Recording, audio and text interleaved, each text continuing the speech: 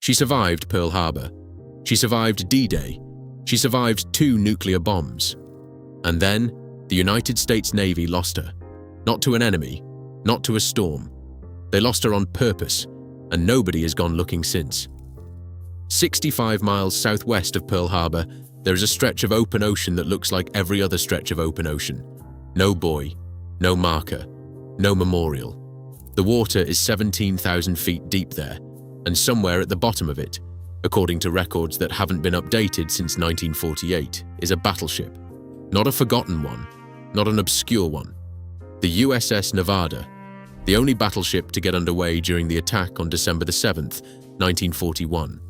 The ship that fought through Pearl Harbor, fought through D-Day, and then, in one of the most surreal chapters in naval history, was sailed out to a remote Pacific atoll and deliberately detonated twice with atomic bombs to see if she would sink. She didn't.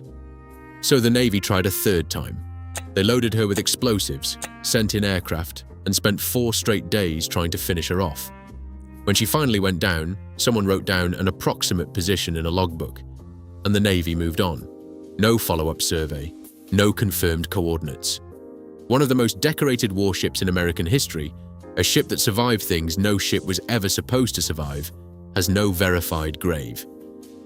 And here's the part that should genuinely bother you. Nobody has officially gone looking. Why? What's down there? And is it even possible to find her? That's exactly what we're getting into today.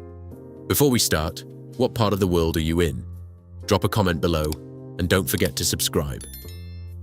Stand above those coordinates today, and there is nothing to look at. Open ocean, flat horizon. The water gives no indication of what may or may not rest beneath it. That is the first strange thing. Most famous wrecks have a fixed identity on the seafloor, a confirmed location, a depth profile, a photographic record, some institutional claim on the site. Nevada has none of that. The Navy logged an estimated position when she sank on July 31st, 1948, but those coordinates were navigational estimates, not sonar-verified positions. No remotely operated vehicle has ever publicly documented her wreck on camera. No expedition has released confirmed imagery. She is, in the practical sense, missing. Not lost to war, not swallowed by disaster. Administratively mislaid, after a sinking the Navy treated it as routine disposal rather than the end of a significant object. That distinction matters more than it first appears. To understand why Nevada ended up in the Pacific with approximate coordinates and no follow-up, you need to understand what she looked like by the time she got there. By 1946, she had been at Bikini Atoll as part of Operation Crossroads, the post-war American nuclear weapons test series that assembled 95 target ships in a lagoon and detonated atomic bombs near them. Nevada was painted bright orange-red and designated the aiming point for the first test, the Able shot, an aerial detonation on July 1st, 1946. The bomb missed her by roughly 1,500 feet. She survived. The Baker shot, an underwater detonation 3 weeks later, irradiated her again through a rising column of radioactive water. Decontamination teams worked on her afterward, but post-Crossroads surveys concluded that the contamination levels made full decontamination impractical, the Navy's own word. The radiation was embedded in her steel and paint. The sailors assigned to scrub her clean were absorbing doses in the process. She could not be safely crewed, refitted, or preserved. The ship that survived Pearl Harbor had become, in the language of post-war logistics, a disposal problem. That framing, disposal problem, is what makes the case feel strange in retrospect. Because Nevada was not an ordinary ship. On the morning of December 7th, 1941, when Japanese aircraft struck Pearl Harbor, 7 American battleships were moored in a line along Ford Island. Every one of them stayed where it was. Nevada moved. Her crew got her underway under fire, the only battleship to do so that morning. Japanese pilots immediately recognized what a moving battleship in the channel meant. A hull that size, sunk in the narrow passage, could have sealed Pearl Harbor for months. They concentrated their attacks on her. She took bomb hits and a torpedo strike and still refused to go down. Her officers beached her deliberately at Hospital Point to keep the channel clear. She did not sink. She was raised, repaired, and returned to service. By June 1944, she was shelling the Normandy coast in support of the D-Day landings. She bombarded Iwo Jima and Okinawa. Her service record across 4 years of war was almost improbably complete. Then she went to Bikini, absorbed 2 atomic blasts, and became something the Navy could not use and did not want to keep. The specific mechanics of the Bikini contamination explain why there was no serious discussion of preservation. Operation Crossroads was designed to test what nuclear weapons did to naval vessels, and the Baker underwater shot produced results that alarmed American scientists and commanders alike. The radioactive water column drenched every ship in the target fleet.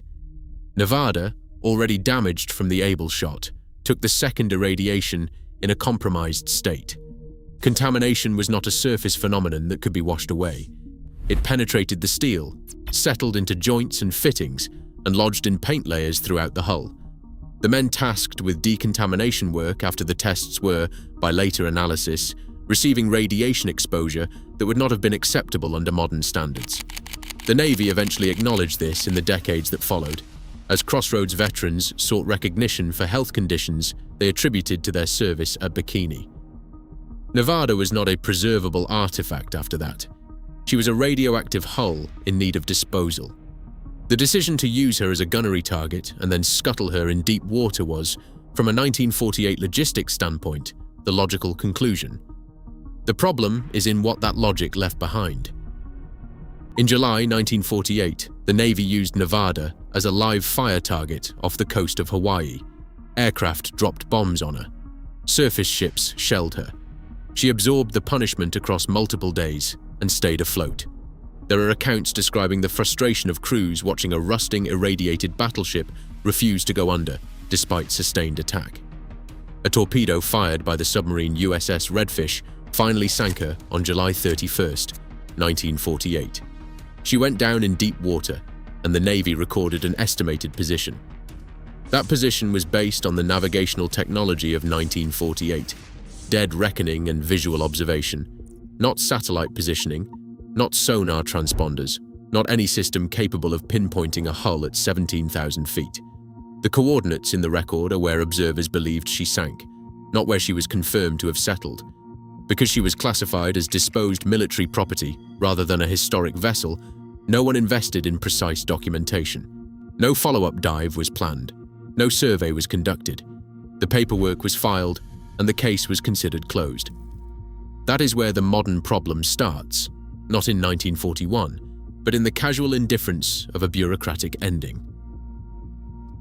17,000 feet is not an impossible depth for modern technology. In 2021, a private expedition organized by Vulcan Inc. and EOS Expeditions located the wreck of the destroyer USS Johnston, sunk in 1944 at more than 21,000 feet in the Philippine Sea, the deepest confirmed warship wreck ever surveyed. Depth alone does not explain why Nevada has never been found. The more accurate explanation involves a combination of factors that have never aligned. There is no confirmed funding for a search. There is no single institution with clear authority over her remains. She was not lost in combat, which means she does not automatically qualify as a war grave under the conventions that protect ships where crew died in action, though her status as a military vessel still complicates private salvage attempts. Her radiation history adds another layer of uncertainty. 75 years of saltwater immersion at that depth may have dispersed her contamination into the surrounding sediment, or it may have concentrated it in the debris field. No one knows, because no one has looked.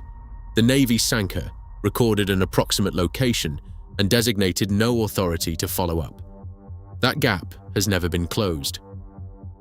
Nevada's disappearance is a different category of loss from a wartime sinking.